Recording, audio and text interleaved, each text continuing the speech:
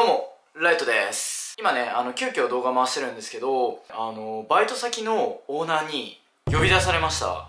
別に自分はそんな仕事ででかいミスしたとかないし、強いて言えば、この YouTube、チップの話を動画で出したなとか、それぐらいかな、それぐらいな感じなんですけど、いや、それかなよくわかんないんで、今日夜行って、直接ね、話してこようと思うんですけど、仮にですよ、YouTube の話とかで、なんやかんやこう、突っ込まれたとしたら、断固戦うつもりなんで、だって実際、チップの話とかだって、間違ったことは言ってないし、金額をぼやーっと、出してるとは思うんですけど、それでも、YouTube をね、こうやって上げてるの別に止められる話じゃないし、誰に指図される話でもないんで、もうね、真っ向からね、対決していこうと思います。このカメラも持参でいきますからね。もう皆さんが承認ですからね。変なこと言われたらね、もうバチボコってやろうと思って、もうね、もうほんと、こんな感じですよ。ということで今日の夜にスキップしたいと思います。では、やっていきましょう。今はもう店の前まで着いたんで、中に入っていきたいと思います。ちょっと緊張しますけどね、やっていきたいと思います。行くぞ。あそこにいます。お疲れ様です。お話があるってことだったんで、来ました。前さ、お前はい、YouTube やってんの？はい、やらせてもらってます。見たよ。面白いじゃん、お前あれ。ね、ありがとうございます。はい、ということでですね、茶番にお付き合いいただいてありがとうございました。怒ってないですか？いや、ちょっとだけ怒ってる。なんで話と違うこちらの方はですね、バンクーバーのロブソンストリートにある陣屋ラーメンバーのオーナーさんでございます。その名もボスでございます。おいライト、お前釣りじゃねえかよって思ったから、ちょっと待って、今回の動画もちゃんと面白いから。でもボス何見てるの？ボスインスタやってるんですけど、ちょっと今回の企画はですね、海外で経営することの大変さだったり、それこそ実際稼げるのかなとか、そういうね、いろんなことを聞いていきたいなっていうふうに思ってるわけでございますよ。なんで私がこう面白くなるって断言してるかっていうと、さっきインスタ開いてましたけど、そのインスタのプロフィール欄がまず面白いんですよ。皆さん英語が話せなくても20年間で年商8億って書いてるわけですよ。海外の経営者の方ってやっぱ英語がペラペラに話せるっていうのがやっぱイメージとしてあるわけですよ。だけど今も海外の人ともペラペラに話せるっていうわけではない。基本的には英語を話さない。これ英検3級の知識試験しか分かんない。うおーっていうボスがなぜ海外でここまで稼げるようになったかって気になりません？夢がありません？人生の大先輩でもあり、カナダの親分でもあるボスに人生を学ぶっていうことをさせていただきたいなというふうに思っております。ではやっていきましょう。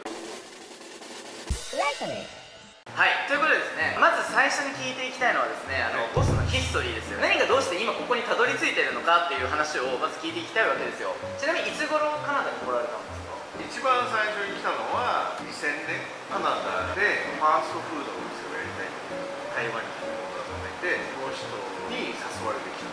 それは天丼の天屋でした。俺は天丼の天屋で創業からずっと8年間働いた。2年ぐらいそこで立ち上げてやったんだけど、でもなんかうまくいかなくて、結局そのオーナーとも経営がつかなくて日本に帰りました。一旦帰ったんですね。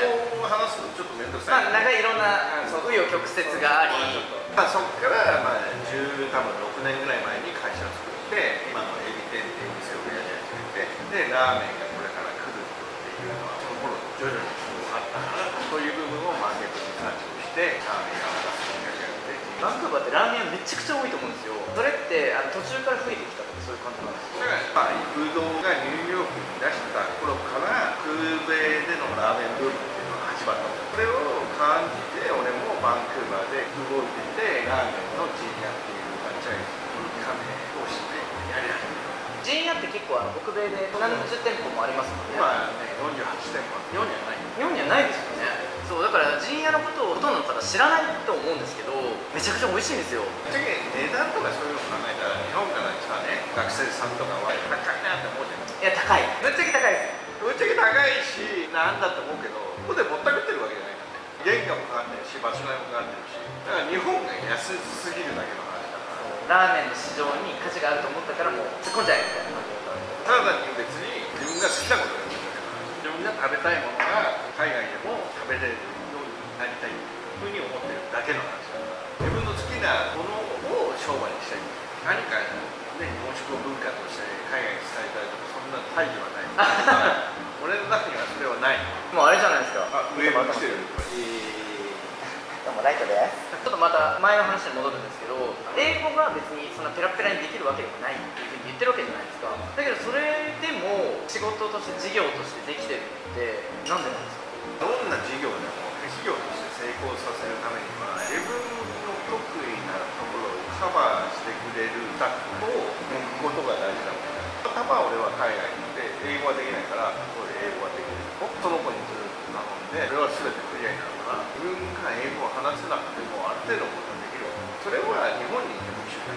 全部自分が 100% できる必要はない。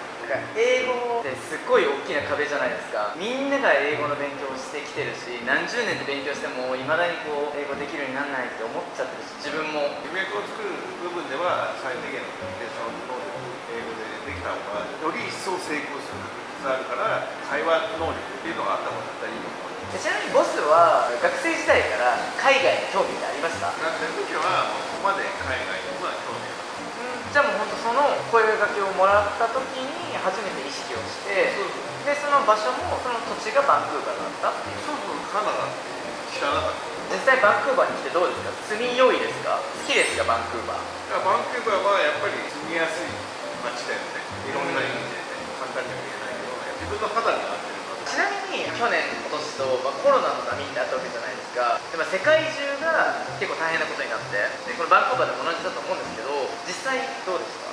カナダっていうのは国の補助っていうのがもう最初からすぐに出たっていうか、従業員の給料の 70% ぐらいまでは国が国に補填してくれるっていうのをすぐに出た。あとはカナダっていうのはレイオフっていうことが普通の分、それをしたからってその人たちが困るわけない。そのレイオフ出る、その人たちも困ることはないし、お店側も収入はないけど給料払わなきゃっていうこともない。だからそこが日本と危機的状況の時にはお店側にもありがたいシステムですよね。明るい話をちょっとしときましょう。明るい話、実際カナダって儲かりますか？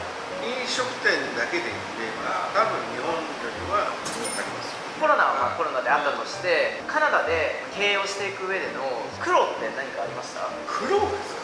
そう、苦労。楽しいですか？楽しくもないし、楽しくあんまり思ったことない。さようでございますか。っていうと、だからそれがやっぱり経営者の方なんで、普通に経営入れることができるから普通にやってんじゃない。もうやる時点でその覚悟は決まってるし、覚悟も決まってるし、痛いってそういう感覚はないよ。 YouTube 用にはほら文化的な違いがあったからこういう風に事業を運んでいこうと思ったけどこうはならなかったみたいな、そういうことをねちょっと自分はね期待してたんですけど、そういうレベルじゃなかった。親分がおっしゃってますんで、そういうことでございます。じゃあちょっと最後に、私のこの動画を見てくれてる人って海外に興味があったり海外で働くことだったり勉強することに興味がある人も一定数いるんですよ。いますよね。なんかアドバイスがあれば。とりあえず来いよ。来たらなんとかなります？もう来ればいいんじゃない。悩む前に一歩出なさい。そんだけだよね。来ればなんとかなる。私もねサラリーマン辞めて飛び出して今幸せですからね。働かせていただいてありがとうございます。ちょっと媚び言っとこう。深夜ラーメンバーバンクーバーに遊びに来ることがあればぜひ遊びに来てください。よろしくお願いします。よろしくお願いします。チャンネル登録と高評価もよろしくお願いします。ではまた次回の動画でお会いしましょう。バイバイ。